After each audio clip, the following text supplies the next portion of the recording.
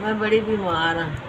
मैंने शुगर का भी मसला है, मेरे फेफड़ियां का मसला है, मैंने काला सरकार ने अखां ते पै गई है तो मेरा साथ कोई देने वाला नहीं। बेवा औरत तो किराए से रहनी है।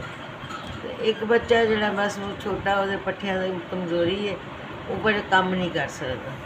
तो तुहाडी मेहरबानी है कि तुसीं कोई तावन मेरे नाल करो।